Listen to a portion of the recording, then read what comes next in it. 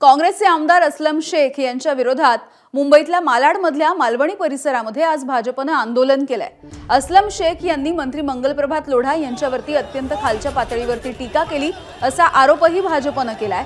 त्यामुळे असलम शेख यांच्या विरोधामध्ये भाजप आक्रमक झाली असून असलम शेख यांच्या विरोधात जोरदार घोषणाबाजी सुद्धा भाजपच्या कार्यकर्त्यांनी केली। आंदोलनाच्या पार्श्वभूमीवरती मालवणी परिसरामध्ये पोलिसांचा मोठा बंदोबस्त तैनात करण्यात आला।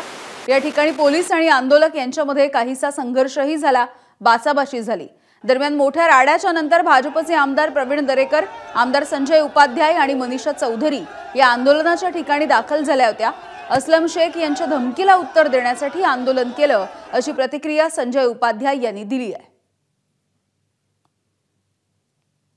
संविधानामध्ये आंदोलन करण्याचा अधिकार सर्वांना आहे।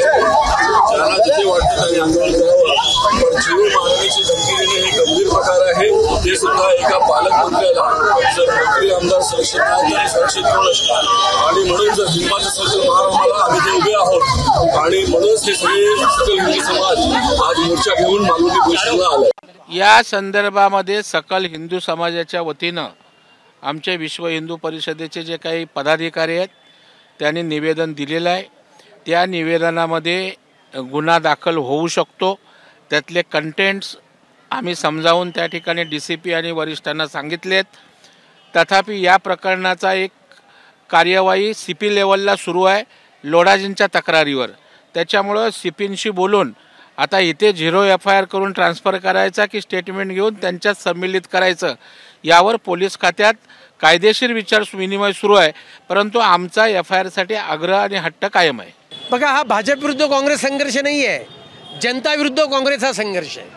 कारण जनता भारतीय जनता पार्टीच्या बरोबर आहे आणि त्यामुळे काँग्रेस ही सगळ्या चेल्या चपेट्यांना वाचवण्याकरता त्या ठिकाणी मग्न आहे आणि त्यामुळे या चेला चपाट्यांच्या विरोधामध्ये आम्ही संघर्ष करत राहणार आणि कायद्याच्या माध्यमातून यांना अधिकाधिक कठोर शिक्षा दिल्याशिवाय आम्ही राहणार नाही। दरम्यान या आंदोलनाच्या नंतर असलम शेख यांनी नेमकी काय प्रतिक्रिया दिली जाणून घेऊया। की मंगलप्रभात लोढाजींनी खोटं बोललं की त्यांना मारण्याची धमकी दिली। मी जेवढे इथे प्रेसवाले सगळ्यांना सांगतो की तुम्ही माझं स्टेटमेंट बघा, मी जे भाषण केलं त्यामध्ये कुठेही दिसतोय का, कुठेही माझ्या भाषणामध्ये धमकी नाही। आता त्यांना हे कळलं की बाबा याच्यावरती केस होत नाही, म्हणून त्यांचे आमदार आज तुम्हा सगळ्यांना सांगता की कमीत कमीत असलम शेखनी माफी मागितली पाहिजे। गुन्हा खरं म्हणजे अमित साटम साहेबांवरती झाला पाहिजे। त्यांनी प्रेसला सांगितलं आहे की आम्ही असलम शेखला इथेच दफन करून टाकू, असं बोलणाऱ्या माणसावरती गुन्हा दाखल केला पाहिजे। ABP माझा, उघडा डोळे बघा नीट।